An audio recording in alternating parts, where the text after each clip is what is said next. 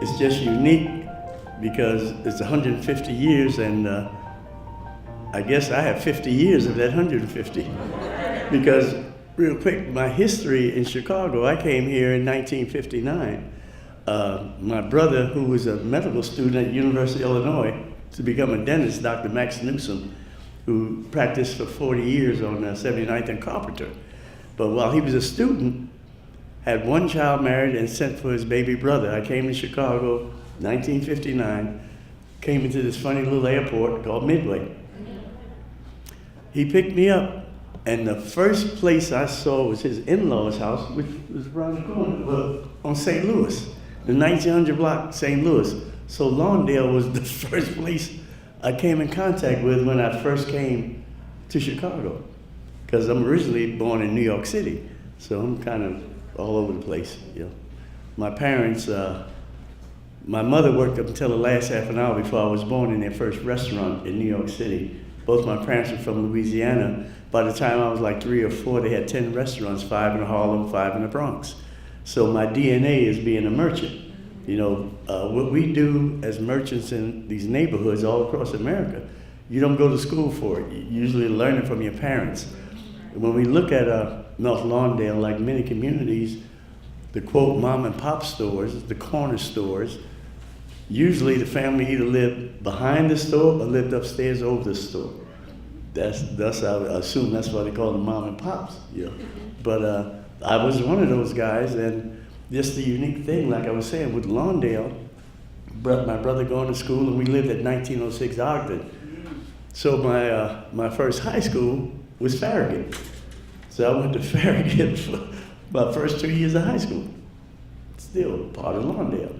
So fast forward, years later, I wound up getting jobs, of course, the work ethic, my family, and I wound up working at Chess Records.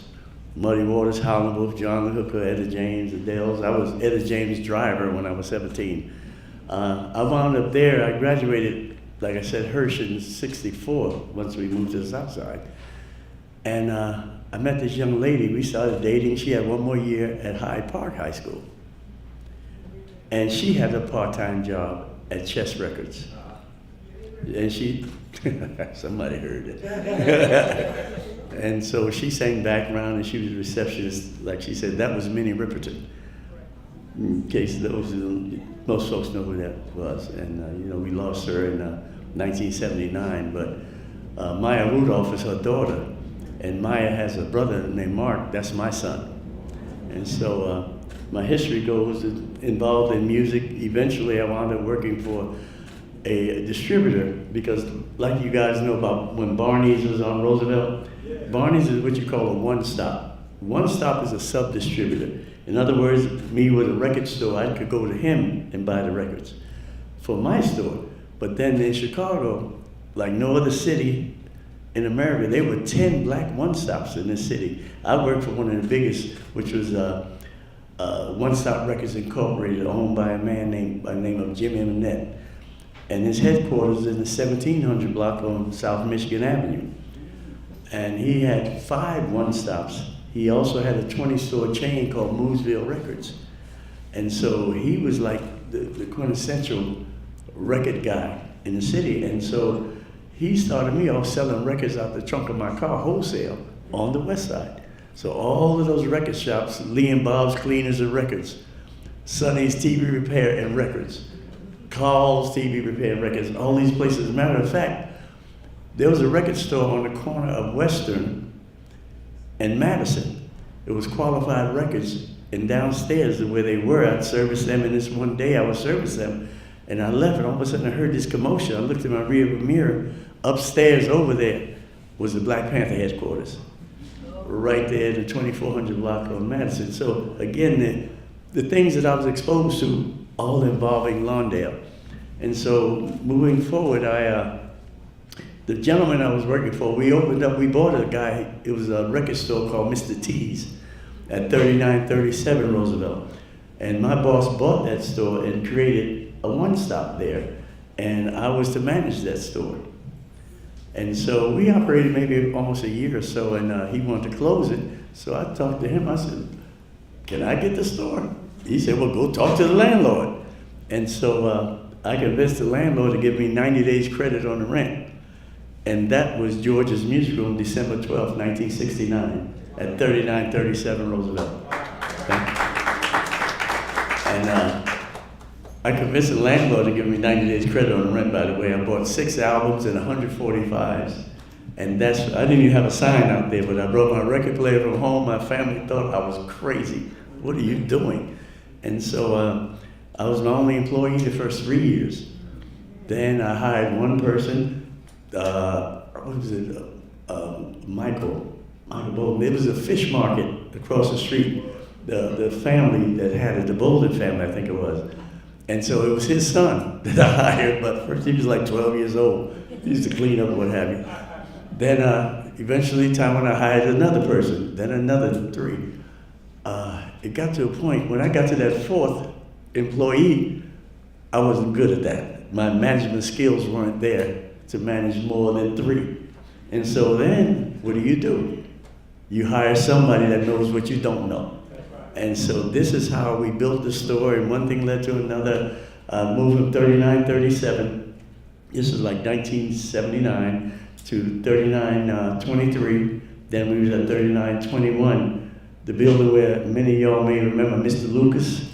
That was his building. He allowed me to move in. There were some issues I had, and I solved them, but I moved there. Then the building that I wound up moving into, 3915, used to be True Vine Baptist Church. It had caught on fire and burnt out. And those of you know Marvin Hagler, the fighter, that was his grandfather's church, Reverend Hagler. And so eventually I wound up getting that building. And the craziest thing, it was the neighborhood that helped me build that store. I went through some personal issues and what have you, and I was struggling, and I had this burnt out shell. I'm telling you, plumbers and carpenters right from the neighborhood of Lawndale. All the guys, y'all remember the pool room that was over there? All of the guys in the pool room, they came up. I'm telling you, it was, sometimes I get really emotional about it because they put me back in business. This is Lawndale, I'm telling you. The love of this community. These are the stories that most folks never get to hear because it was a special time. But at that location is when we really began to blossom, because I took the yards, and y'all can see, people said, I could hear me because at that time I wound up living upstairs over the store. So I not only had the business, but I lived here too. And you would hear people stop at night because eventually when I put the lawn out there and created that yard, had it real beautiful. And so I started attracting a lot of attention from the record industry. I would join all of the trade organizations. I went to the music conventions, got to meet all of these artists when they were youngsters in the game. And so I kind of remember my years at Chess, working with young artists and knowing, what it's like to travel on the road and so on and so forth. And so I wanted to create an environment that was just totally unique to any other type of record store, because mine was not a variety store. All I sold was music. There were no cigarettes and candy and all that other stuff. It was straight music. And so I used that as an engine, as a tool to entice the record industry to bring their artists to George's Music Room.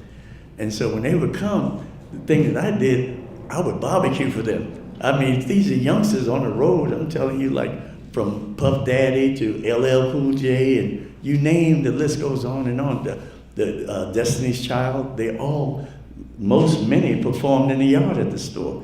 But I knew when they were on the road, they had to eat that hotel food. And that does not agree with you when you're traveling like that. And so when they came, I would go to Mario's on Madison and buy the meats. I had my employees be out there smoking the yard up, cooking it. And then I go to Edna's and get all the vegetables, the greens, the black eyed peas, whatever. So we spread the wealth. Then when we used to do the big block parties and set it up, there were vendors that would come in, no charge. They set up on the block and everybody got a hustle for what we brought in. We had the proper permits, we did everything right. This was during the time that Michael Chandler was the alderman. And so during the 90s and what have you, we really made a difference, not just in Lawndale, but across the country. The effect that we had on so many artists, it was just amazing. I wound up joining a trade organization called NARM, National Association of Recording Merchandisers. This is an organization that's so big that independent black stores like mine, you wouldn't even think about involving yourself with them because it costs too much to go to their convention. But I used to have a cigar box. I used to put $10 a day, and that was my convention money. And I started to go to that convention, and people said, well, why do you do that? It costs so much. I said, well, if I go there, you're talking to, this is Target and the big chain stores, Sam Goody and all the chains. This is their organization. I said, well, I listen to them when they're talking to them as if I'm one of the chain stores with my one store. I just scale it down. If I come back with one idea that's worth $10, $15, $20,000, it's worth the $1,000 I invested to go to the convention. Well, fast forward, eventually, I wound up being the first person of color on the board of that organization. There was only 9 members. And so, and that also goes back to my history. There was a company on Michigan Avenue, also in the 1800 block, called United Record Distributors.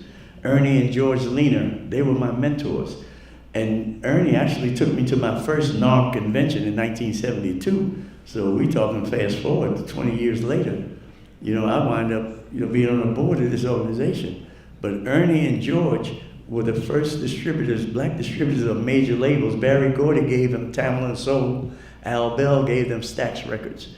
These were the power brokers of the game. And when we talk about young people seeing what merchants do, it's a shame that our kids don't get up in the morning and walk and see guys like me. I used to be out sweeping the front of the store in the morning and so on and so forth. And we don't see that anymore. When I said about Ernie and George at 18th and Michigan, on the corner of 18th and Michigan, on the southwest corner, there was an old mansion there. And that was Johnson Publishing, before they built the office building downtown. You had the examples, Record Road, 12th Street on Michigan Avenue to 22nd Street, that 10-block area. There were more record labels in that 10-block area than any city on earth. Chess Records, Scepter Records, Decca Records, Brunswick Records, VJ Records, OK Records. I mean, the list goes on. From Muddy Waters to Jackie Wilson to the Shy-Lights. I mean, the list goes on. And so our city is a reflection of that. When we talk about North Lawndale, we talk about the clubs that were over here, the blues clubs, the entertainment that was bred from Mississippi to North Lawndale. And so for me to have been able to build a career for myself and give so many kids, because at the peak of George's Music Room, I had 15 full-time employees, and they all walked to work. I gave many of these kids their first jobs ever, and I still hear from them. Some have gone on to do quite well for themselves. And so I pride myself in giving these youngsters an opportunity to learn a work ethic, because we don't hear it. We hear everybody talking about, many of the politicians, we gotta get jobs, we gotta get jobs. Well, if you don't know how to work, how the hell are you gonna keep a job? Excuse my French, but the bottom line is this is where you learn how to work at home, in your neighborhood, with the merchants in the community that care about the community. I mean, I had people that came and bought records from me all the time, day in, day out. This is literally when Chicago had full employment. When Sears was open and 20,000 people a day worked there. And so it was commerce constantly. And then, you have families that hit hard times and customers that come and say, George, I had a little rough patch. Well, how much do you need? That's who we were.